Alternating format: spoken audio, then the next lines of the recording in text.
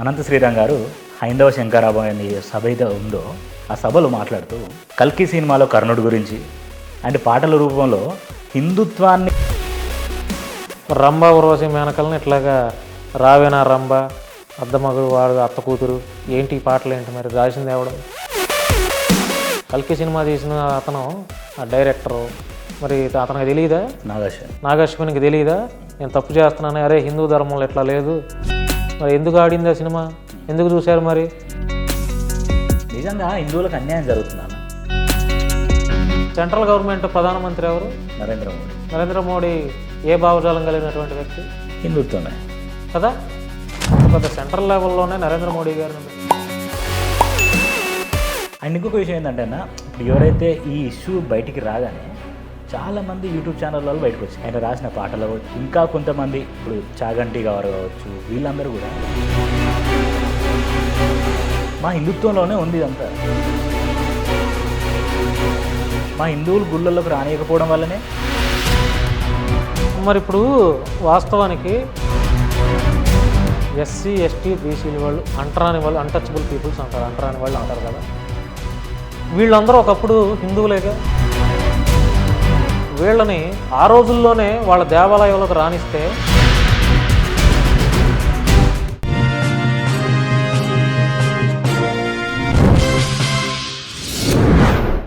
Hi hello నమస్తే, welcome to social post. నేను మీ Neville Anand. ఈరోజు మనం చూసుకుంటే అనంత శ్రీరామ్ గారు హైందవ శంకరాభంలో కొన్ని ఘాటు వ్యాఖ్యలు చేశారు. హిందుత్వానికి చాలా అన్యాయం జరుగుతుందని, అది పాట రూపంలో అండ్ కవిత రూపంలో చిత్రలేఖనం రూపంలో జరుగుతుందని ఇలా ఆయనకు నోటికి వచ్చినట్టు మాట్లాడాడు. అండ్ అలాగే చూసుకుంటే ఎస్సీ ఎస్టీ వర్గీకరణ అవ్వచ్చు, అండ్ రీతు చౌదరి 700 కోట్ల భూ స్కామ్ అవ్వచ్చు. సో ఇలా చాలా విషయాలు మన సొసైటీలో ఇప్పుడున్న ప్రస్తుత పరిస్థితుల్లో జరుగుతున్నాయి. సో వీటన్నిటి మీద ఒక విశ్లేషాత్మకమైన వివరణ కోసం మనతో పాటు ఇంటర్వ్యూ చేయడానికి సీనియర్ జర్నలిస్ట్ మరియు సోషల్ యాక్టివిస్ట్ అయిన భాను అన్న గారు మనతో పాటు ఇవాళ స్టూడియోలో ఉన్నారు. సో అన్నతో మాట్లాడి అసలు ఏం జరుగుతుంది ఏంటి అని అన్ని విషయాలు మాట్లాడి తెలుసుకుందాం. అన్న నమస్కారం. నమస్తే తమ్ముడు.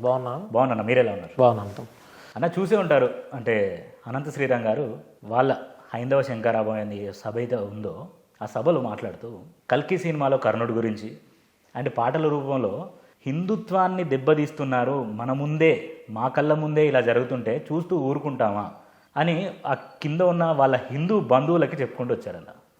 అంటే ఒక సీనియర్ జర్నలిస్ట్గా మీరు దీన్ని ఎలా చూడగలుగుతున్నారు? ఒక పాట పాడతాను, దాంట్లో ఏంటనేది మీరు చూడండి. ఓకే. ఇప్పుడు అనంత శ్రీరామ్ గురించి మీరు మాట్లాడారు కాబట్టి. అవును.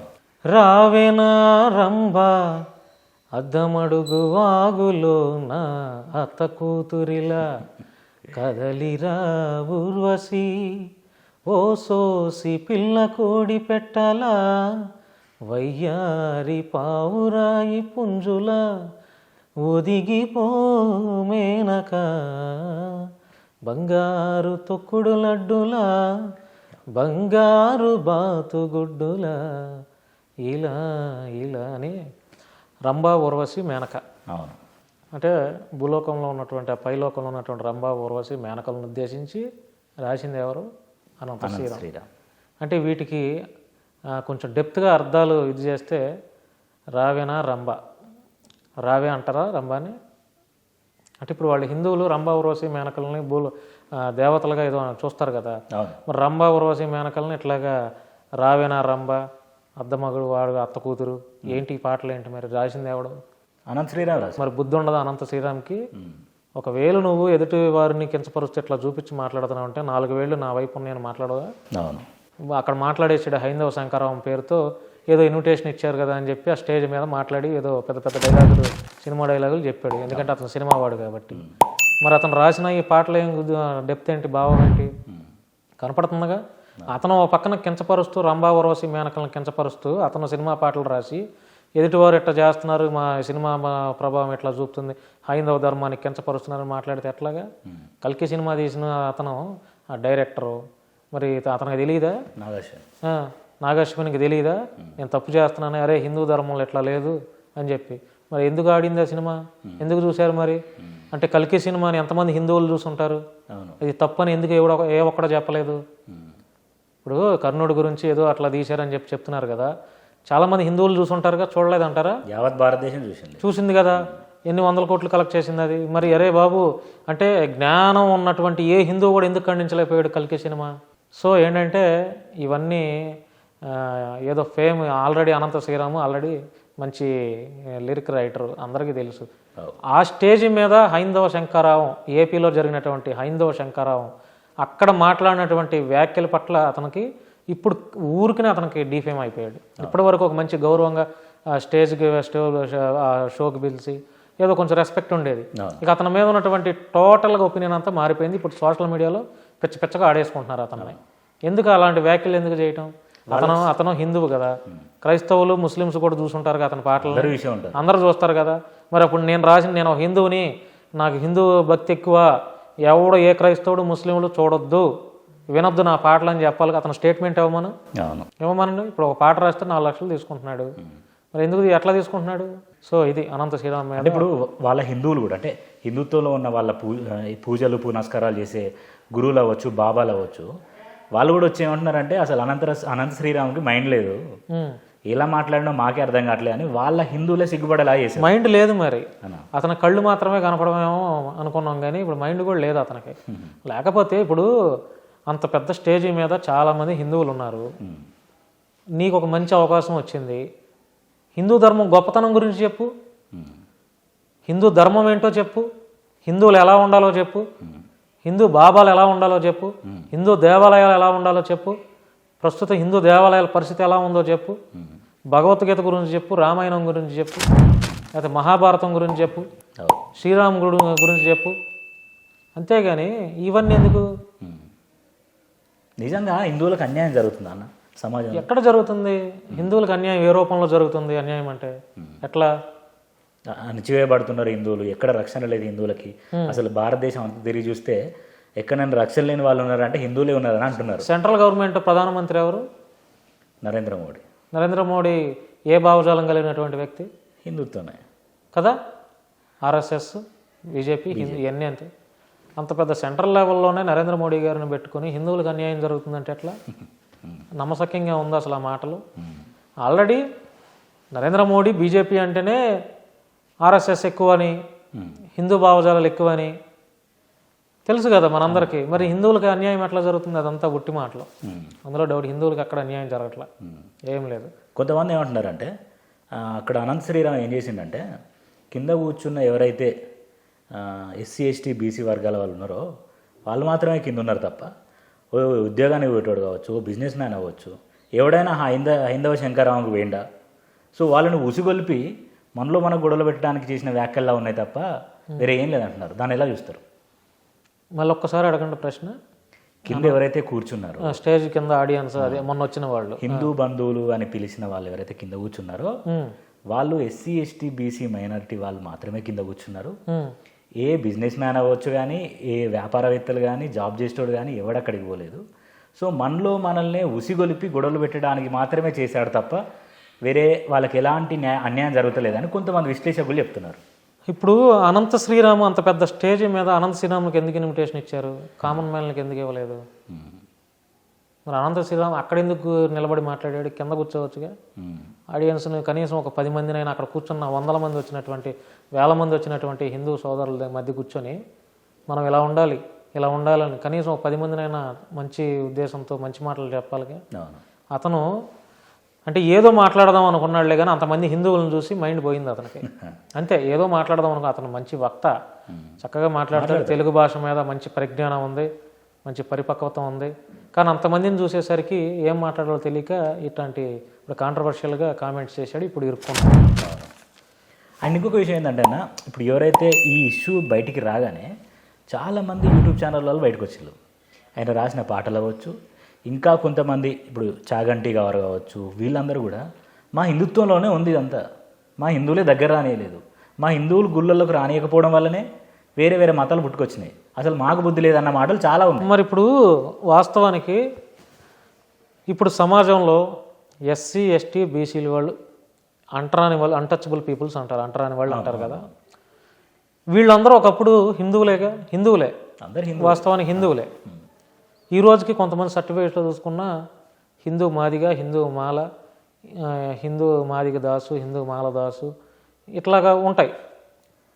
ఆ రోజుల్లో ఈ అన్టచబుల్ పీపుల్స్ ఎవరైతే అంటరాని వారిగా ఈ బ్రాహ్మణ సమాజం వెలివేయబడిందో వీళ్ళని ఆ రోజుల్లోనే వాళ్ళ దేవాలయంలోకి రాణిస్తే ఈరోజు ఈ హిందువులుగా ఉన్నటువంటి చాలామంది క్రైస్తవ మతాన్ని ఎందుకు పుచ్చుకుంటారు?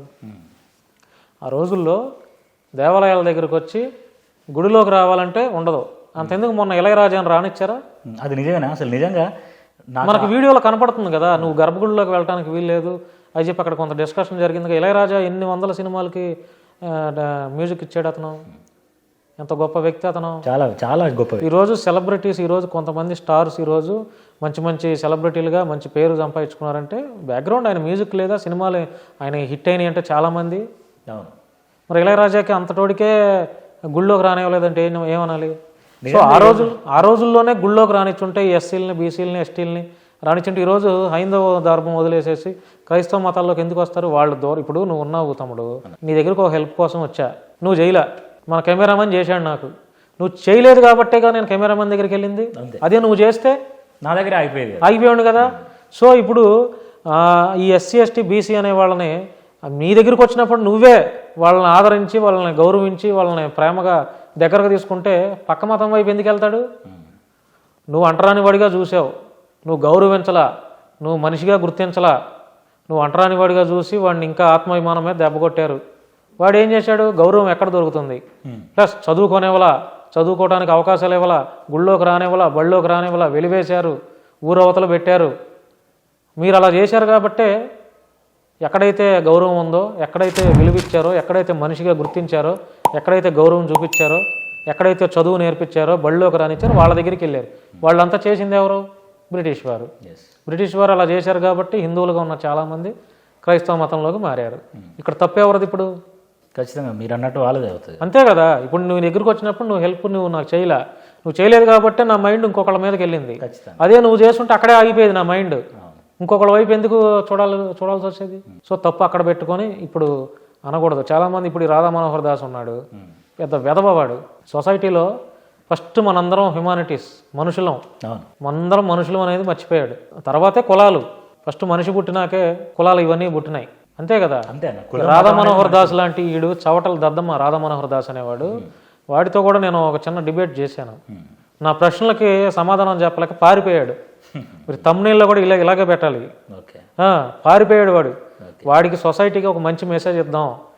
హిందూ, క్రైస్తవులు, ముస్లింలు అందరికీ మనందరం ఫస్ట్ మానవత్వ లక్షణాలు ఉండాలి, మనందరం హ్యుమానిటీస్, మనందరం మనుషులం, తర్వాతే కులాలు. ఇప్పుడు నువ్వు ఉన్నావు తమ్ముడు, మీ అమ్మ గొప్పదా మా అమ్మ గొప్పదా అంటే ఏమంటావు?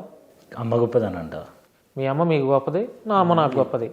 అమ్మ ఎవరికైనా అమ్మే, అందరికీ గౌరవించాలి. అంతేగాని మీ అమ్మ గొప్పదని చెప్పుకోవడానికి ఎదుటివారి అమ్మలని దూషణలు చేస్తే ఎట్లా? ఇప్పుడు రాధా మనోహర్ దాస్ అని డిచ్కీ బాబా గాడు ఇదే వాడు చేసేది. మా హిందూ ధర్మం గొప్పదే అంటాడు. సొల్లు వెదవ. గొప్పదే, ఓకే, గొప్పదంటే ఏంటి? ఎట్లా అది చెప్పు. హిందువులకి క్రైస్తవులని పోనీ హిందూ ధర్మం గురించి క్రైస్తవుల దగ్గరికి వెళ్ళి చెప్పి కుదిరితే వాళ్ళు వస్తానంటే మతంలోకి మార్చుకో, బలవంతం కాకుండా ఇష్టపూర్వకంగా మార్చుకో. అంతేగాని మా అమ్మే గొప్పదే, మీ క్రైస్తవుల అమ్మలో అందరూ వేసలు, మీ ముస్లిం అమ్మల వేసలు అని చెప్పంటే ఎట్లా కుదిరిద్ది? ఇప్పుడు ఏ గ్రంథమైనా, మహాభారతం అయినా, బైబిల్ అయినా, ఖురాన్ అయినా ఏం చెప్తుంది? ఎదుటి వారిని గౌరవించాలి, అన్య మతస్థులైనా గౌరవించాలి, ఎదుటి వారికి ప్రేమను చూపించాలి, గౌరవించాలి, దూషించకూడదని చెప్తుందిగా ఏ గ్రంథాలైనా. మరి రాధా మనోహర్ దాస్ ఇప్పుడు చాగంటి గారు ఉన్నారు, ఎంత బాగా చెప్తాడు ఆయన ప్రవచనాలు చెప్తారు. చాగంటి గారిని ఆయన చెప్పే ప్రవచనాలకి అందరూ ముగ్ధులవుతారు, ఈవెన్ మీ. మరి రాధా మనోహర్ దాస్ గొట్టంగాళ్ళు ఇట్లాంటి వాళ్ళని అంటే చాలా మంది, ఇప్పుడు నేను అంటున్నానని కాదు, రాధా మనోహర్ దాస్ గారికి కులపిచ్చి ఎక్కువ. వాడికి నరాన బొచ్చు పైన బొచ్చు లేదు కానీ వాడికి ఇక్కడ ఈ గుండు దగ్గర నుంచి కింద వరకు వాడికి కులపిచ్చి ఉన్మాది వాడు.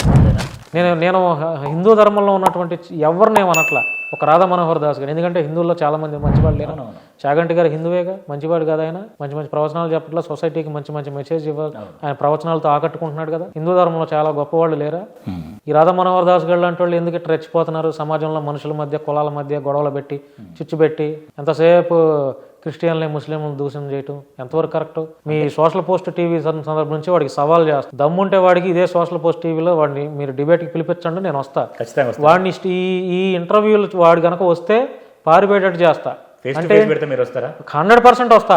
ఖచ్చితంగా. ఏది లైవ్లో తీసుకోండి, ఫోన్ చేయండి. ఇప్పుడు ఖచ్చితంగా వస్తారా? ఖచ్చితంగా వస్తాను. ఫోన్ చేయండి మీరు ఈ ఛానల్ నుంచి. సరే, మీరు అన్న మాట మీద నేను ఈ వీడియో క్లిప్ ఖచ్చితంగా నేను రాధా మనోహర్ దాస్ పంపించండి. నేను మళ్ళీ చెప్తున్నా, సోషల్ పోస్ట్ టీవీ ద్వారా రాధా మనోహర్ దాస్ గారికి, ఆ డిచ్కి బాబా గారికి సవాల్ చేస్తున్నా, ఛాలెంజ్ చేస్తున్నా. దమ్ముంటే ఈ సోషల్ పోస్ట్ టీవీకి రా, ఈ డిబేట్ చేద్దాం. సబ్జెక్ట్ వైజ్ వాడిని గుడ్డలో కూడా తీసి పరిగెత్తిపోతే అప్పుడు అడుగు. ఏ మీడియా ఛానల్లో కూడా కనపడా నేను. ఏ మీడియా ఛానల్ కనపడి మీడియా కూడా వదిలేసి వెళ్ళిపోతాను నేను. ఎందుకో తెలుసా, అందరం మనుషులం. నీకు అవసరం వస్తే, ఇప్పుడు రాధా మనోహర్ దాస్ గారు ఉన్నాడు, వాడు రోడ్డు మీద యాక్సిడెంట్ అయి పడిపోతాడు తమ్ముడు.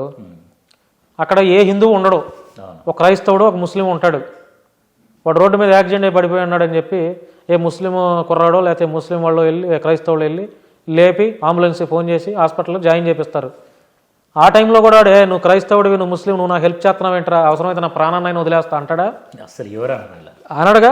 మరి అలాంటోడు ఎందుకు అన్ని మాటలు మాట్లాడుతున్నాడు రాధా మనోహర్ దాస్ గారు, డిచ్కి బాబా గారు? ఆడేమన్నా నీతిమంతుడా? పత్తిత్తా? అమ్మాయిలతో పులిహార కలపలేదా? 100 మందిని పిల్లలు కనాలని ఉందని చెప్పి ఒక అమ్మాయితో ఫోన్ కాల్లో మాట్లాడలేదా? మరి వాడు నీతిమంతుల్లాగా మాట్లాడతాడేంటి? వాడికి ఏం జ్ఞానం ఉంది అసలు? హిందూ ధర్మాల గురించి, భాగవతం మహాభారతం గురించి ఏం జ్ఞానం ఉంది వాడికి? ఏం జ్ఞానం లేదు వాడికి. ఎంతసేపు నోరు ఉంది కదా అని చెప్పి క్రైస్తవుల్ని, ముస్లింలని ఇట్లా దూషించడమే తప్ప వాడికి ఏం జ్ఞానం ఉంది? ఏం జ్ఞానం లేదు. మీరు కావాలంటే ఒక్కసారి ఫోన్ చేయండి, వాడు ఎత్తుతాడేమో. ఎత్తితే నా ముందు ఒక సెక్యులరిజం సంబంధించినటువంటి ఒక వ్యక్తి కూర్చున్నాడు సార్, ఒక 2 ప్రశ్నలు అడుగుతాడంటే అని అడగండి, ఏం మాట్లాడతాడో మీకే తెలుస్తుంది. చేస్తారా? ఫోన్ చేస్తారా? చేస్తాను, తర్వాత మాట్లాడతాను.